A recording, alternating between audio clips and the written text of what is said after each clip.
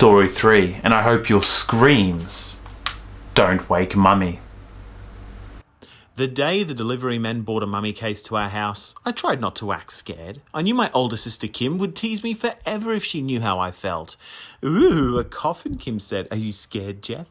Kim thinks that just because she is 13 and I'm only 11, that I'm some sort of scaredy cat. She's always jumping out at me and trying to spook me. That's Kim's only hobby, teasing me and telling me that I'm a wimp. Dad is the curator of the town museum, so I've seen a lot of mummy cases at the museum.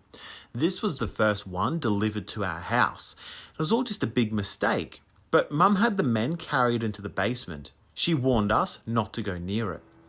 After the men left, Kim and I stood at the top of the stairs, looking down into the basement. I've heard about these mummies,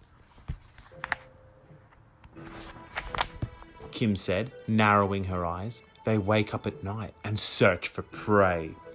I don't believe you, I said. No, really, she insisted. Mummies are jealous of living people, so they creep around after dark and try and steal the life from people.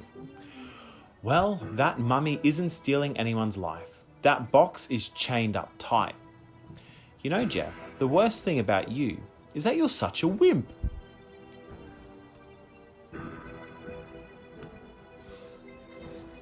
I am not, I protested. If you're not a coward, then why don't you go down there and check out the mummy, she demanded.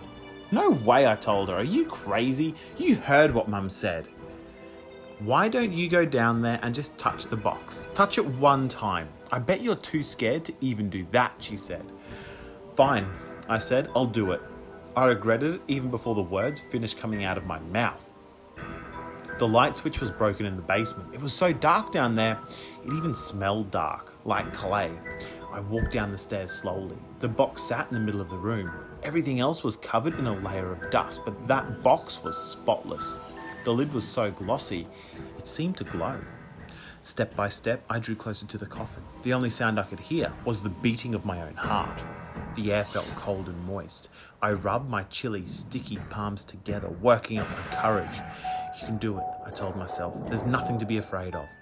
I reached out my hand to touch the shiny black box, and the lid moved. The chains clanked. My heartbeat stopped for a moment. I couldn't help it. I screamed. Then I turned and hurtled up the stairs without looking back. The basement door was shut. Kim had closed it behind me. I threw my body against it and burst into the kitchen. Kim sat at the dinner table, laughing at me. The mummy is alive, I shouted. The chains rattled. The lid moved. She roared with laughter. You're such a jerk. She strode over to the basement door, threw it open and peered down at the box. There's nothing to see, she announced, and she was right. The lid was closed. The chains were in place. My imagination had tricked me again.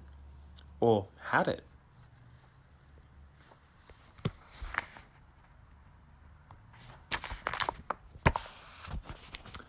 I had a hard time getting to sleep that night. No matter how I twisted my body, I couldn't get comfortable. Why couldn't I get to sleep? I looked around my room and everything was in its place. My books stood up straight on the bookshelf. My computer sat on my desk, casting a shadow over a pile of notebooks. I had thrown my clothes on the floor and they were clumped together near the closet door. Go to sleep, I told myself. Everything is fine. But then I heard a thump. I sat up in bed.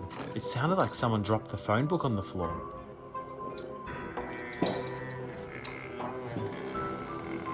I waited. I listened. Thump. Again, what could it be? Thump. There was a rhythm to the sounds, one after another, sort of like footsteps. Each heavy sound was a footstep. Thump. And the steps were coming closer. Then I heard an eerie clanking.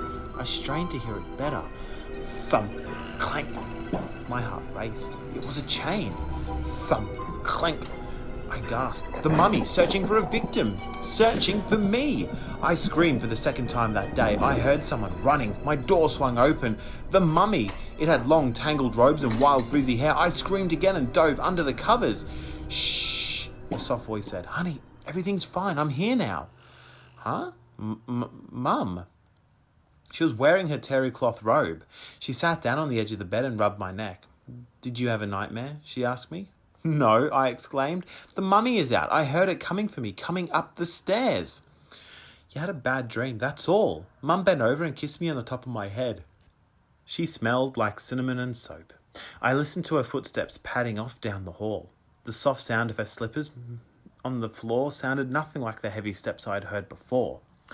I wanted to believe her, but I knew what I heard. The mummy was out. It would be coming for me again.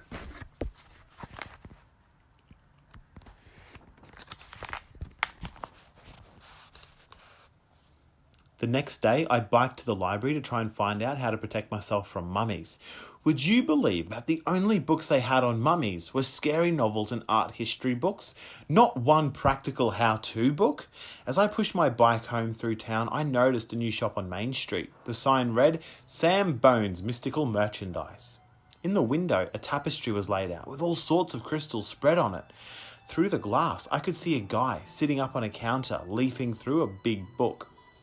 He had long, bushy hair and a beard. Maybe he could help me. No one else was taking me seriously. What did I have to lose? I locked my bike up on the no parking sign. Then I pushed open the door to Sam Bone's Mystical Merchandise. A tiny set of chimes hanging on the door rang out. Good afternoon, sir, the man said, hopping off the counter and closing the book. How may I be of service? Are you Sam Bone? I asked. The one and only, he said, doing a corny little bow. I'm looking for some information on mummies, I said hesitantly. Is this for some kind of school project, he asked me, or are you planning a trip to Egypt perhaps? No, look, you see, my dad is the curator of the Museum of Natural History here in town. We had a mummy delivered to our house by mistake. The whole story poured out of me.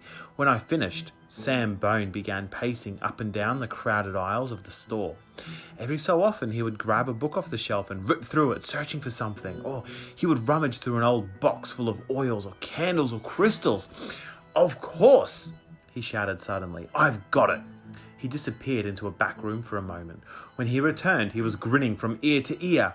He held a closed fist in front of my face and then opened his fingers one by one. In his palm lay a small purple sack with pictures of gold eyes sewn all over it. Sam opened the neck of the pouch and poured a tiny bit of blue powder into his hand. Mummy dust, he exclaimed.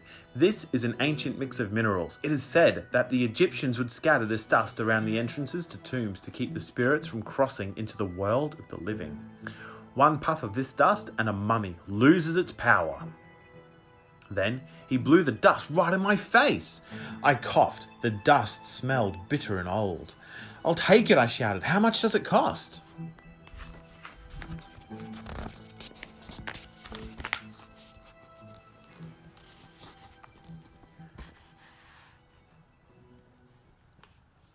Would you believe that mummy dust cost $20?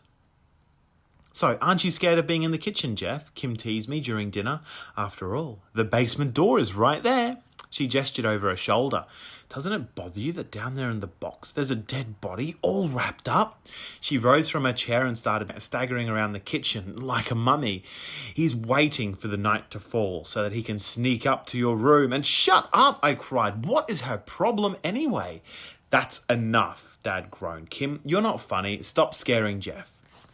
While our parents were doing the dishes, I scooped out the ice cream. Kim leaned over the table and whispered, If you think you're so cool, wait until tonight.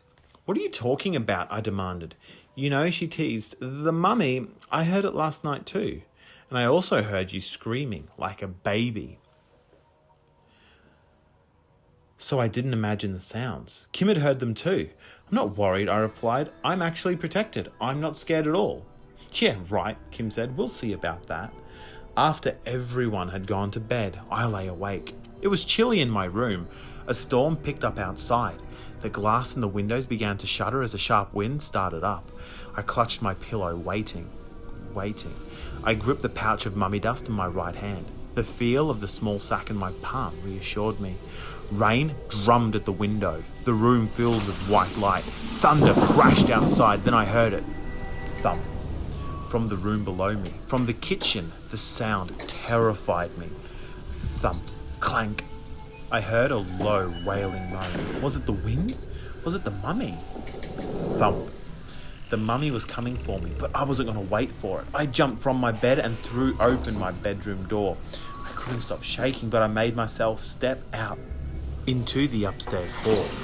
Crash! Lightning lit up the hallway for a second. There was no mummy in sight. Thump! Clank! I grabbed the banister and jumped down the stairs, 2 at a time. My feet felt all prickly as they hit the polished wooden floor of the front hall.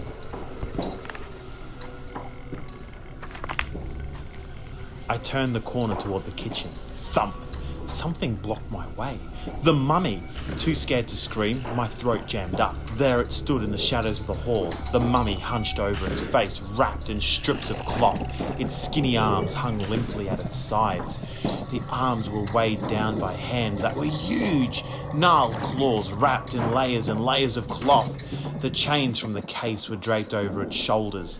They clanked as the mummy lurched up to me. Through the gauze over its head, I saw the mummy's evil grin. Quick! I tore my eyes away from the ancient monster. I fumbled with the powder, struggled to get the pouch open. It was tied in a knot. My fingers shook it too hard to open it. The mummy moaned in a low, ugly moan and reached its arms out to me. Huge, hideous claws reaching. Finally, the knot gave way. I turned over the pouch to empty the dust into my palm. Grunting, the mummy swung both arms at me. I lifted my hands to guard my face. The rotting cloth brushed against my skin. I stumbled back. I hit the floor hard. My teeth clashed together. The dust! I dropped it! The pouch fell to the floor, spilling the dust all over. I scrambled to scratch up a handful. The mummy growled. Lightning flashed. The ancient mummy flickered in the jagged white light. Again, I saw its evil grin. "Who's there?" boomed my mother's voice from the top of the stairs. The mummy stepped away from me. The hall light flashed on. To my shock, the mummy turned around and ran. I couldn't believe it. Mum had saved me. The mummy staggered to the basement door. It disappeared into the basement. I slammed the door behind it. Then I grabbed a chair and tried to wedge it under the handle, the way they do in movies. Mum rushed into the kitchen trying to sash her robe. Dad stumbled in behind her, fumbling with his glasses. "What on earth is going on down here, Jeff?" she demanded. "Mum, the mummy, it's alive," I gasped. "It was coming to get me. I swear it's trapped in the basement right now." "This has gone on far enough," said my mother. "Larry, for once and for all, tell your son that mummies are dead and they don't stumble around at night."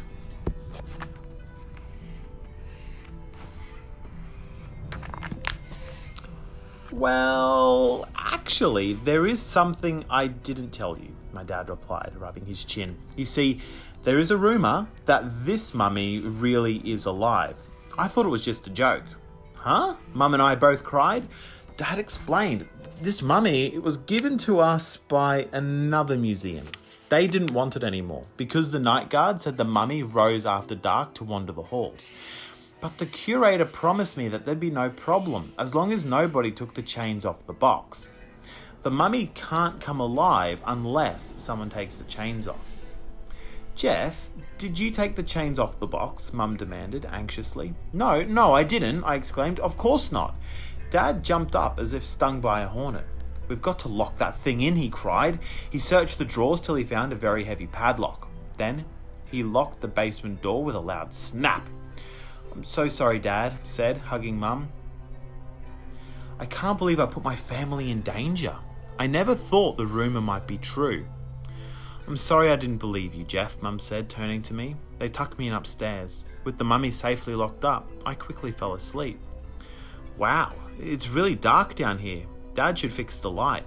I can hardly see my way down these stairs. This basement is creepy. I can't wait until Jeff and my folks go to bed so I can get out of here and go back upstairs to sleep." Oh man, I almost got caught, but it was worth it. Just to see the look on my brother's face when I reached out to grab him. He almost fainted, like a little wimp. "Kim, you are so mean, but he asks for it. He really does." "Okay, sounds like they're all gone to bed. I'll sneak back upstairs. The door is stuck, like really hard, like this won't open at all. They must have locked it." "Mum, Dad, hello? Can you hear me? It's me, Kim. I'm locked in the basement." "No, the wind is too loud. The storm is making too much noise." "I can't believe this. Dad, Mum, Jeff, somebody." They can't hear me. This is awful. I'm stuck down here for the night. Well, I guess these old sheets will keep me warm. I can even wrap the gauze back around my face the way I had it before. Of course, this chain is completely useless. Maybe it wasn't such a good idea to take the chain off the mummy case, but mummies have to have chains. Everybody knows that. Good. Some lightning outside. I can see where to sleep. Is that our old couch over there? Wait a minute. The lid to the coffin, it's off. I didn't move the lid when I took the chains off. So how did that happen? Who opened the mummy case? Thump. Thump. Thump.